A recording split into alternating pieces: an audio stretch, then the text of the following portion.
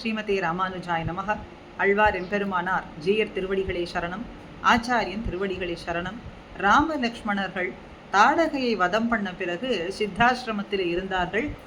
அந்த இடத்திற்கும் இந்த க்ஷேத்திரத்துக்கும் நெருங்கின தொடர்பு இருப்பதனாலே ராம விண்ணகரம் என்று இந்த திவ்ய தேசம் அழைக்கப்பெறுகின்றது. 108 திருப்பதி அனுபவங்கள்ல இன்றைய திவ்ய தேசம் சீர்காழி ஸ்ரீராம விண்ணகரம். பிரம்மன் தன்னுடைய ஆயுஷை நினைத்து செருக்கோடு இருந்த பொழுது ரோமச முனிவர் அவனுடைய பிரம்மனுடைய செருக்கை அடக்கின இடம் இந்த திவ்ய தேசம்.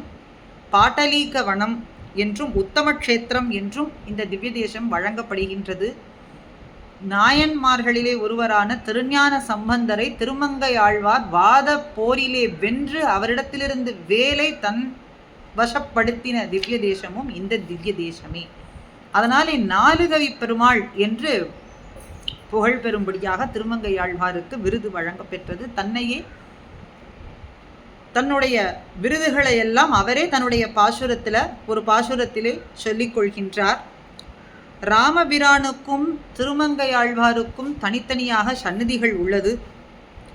திருமங்கை ஆழ்வார் தான் பெற்ற சிறப்பு பெயர்களை தன்னுடைய நாவினாலே பெருமிதத்தோடு இந்த திவ்ய தேசத்து பாசுரத்தில் சொல்றதை நாம் பார்க்கலாம். ஆக தாடாளன் எம்பெருமான் திருவிக்கிரம பெருமாள் இடது திருவடியை தூக்கி கொண்டு அளக்கும்படியாக உலகை அளக்கும் நிலையிலே கிழக்கு நோக்கி நின்ற திருக்கோலம், வலதுகை தானஹஸ்தமாகவும் இடது திருக்கையை இடது திருவடி மேல் வைத்துக்கொண்டு இன்னும் ஒரு அடி தா என்று கேட்பது போல எம்பெருமான் 5 ஆயுதங்களோடு எழுந்தருளியிருக்கின்றான்.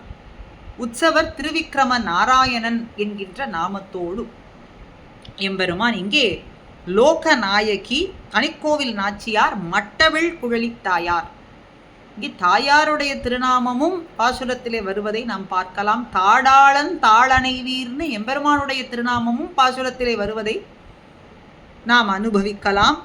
சங்க புஷ்கரணி சங்க தீர்த்தத்தோடு புஷ்கலாவர்த்தக விமானத்தோடு எம்பெருமான் இங்கே எழுந்தருளியிருந்து அஷ்டகோண மாமுனிவர் ரோமச முனிவருக்கு பிரத்யட்சமாக காட்சி கொடுக்கிறான்.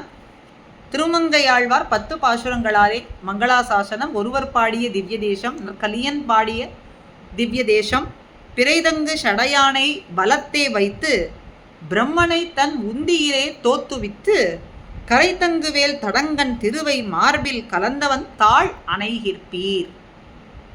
பிறைத்தங்கு சடையானை, பிறையை சூடிக்கொண்டிருக்கக்கூடிய சடையான் சிவனை பலத்தே வைத்து தன்னுடைய வலது புறத்திலே இருக்கும்படி பண்ணி பிரம்மனை தன்னுடைய உந்தியிலே தோத்துவித்து தன்னுடைய திருநாவி கமலத்தில் இருந்து சிருஷ்டி பண்ணி மற்ற சிருஷ்டிகள்லாம் தொடரும்படிக்கு செய்தவன். கரைத்தங்கு வேல் தடங்கண் திருவை, வேல் போன்ற அகன்ற திருவிழிகளை கொண்ட திருவை திருமகளை தன்னுடைய மார்பிலே வைத்திருக்கக்கூடியவன். கலந்தவன் தாழ் அணைகிற்பீர், மார்பிலே கலந்திருக்கக்கூடியவன் தாழ், அவனுடைய திருவடிகளை அணைகிற்பீர், சென்று அடைவீர். அது எந்த திவ்ய தேசம்? கழுநீர் கூடி துரைத்தங்கு கமலத்து துயின்று கைதெய்தோடு ஆறும் பொதிசோத்து சுண்ணம் நன்னி சிறைவண்டு கழிபாடும் வயல்சூழ் காழி சீராம விண்ணகரம் சென்று சேர்மின்னீரே. இந்த திவ்ய தேசத்துல சிறகுகளை உடைய வண்டுகள்லாம் செங்கழுநீர் பூவில் இருந்து தமது பெடையோடு கூடி கழிக்கின்றதாம்.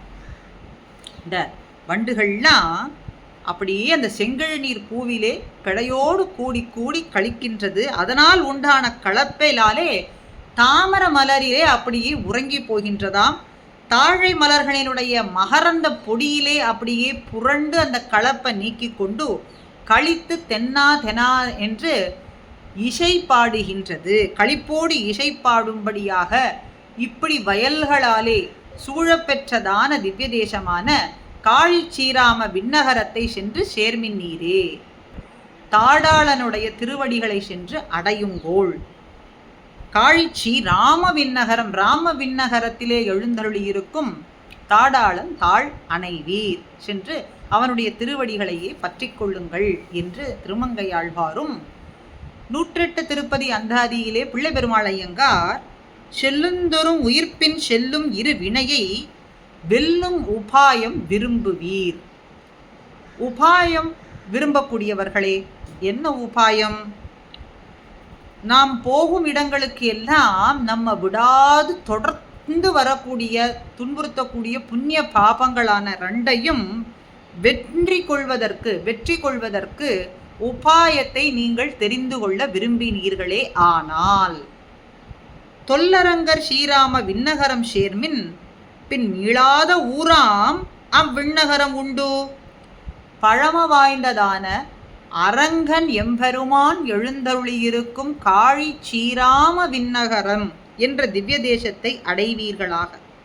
அடைந்தால் மீட்சியே, திரும்பி வருதல் அப்படிங்கிறது இல்லாது, பிறப்புங்கிறது இல்லாது, எப்பொழுதும் பரமபதத்திலேயே இருந்து கொண்டு எம்பெருமானுக்கு கைங்கரியம் செய்யும்படியான பேத்த பெறுவீர்கள்னு சொல்றார்.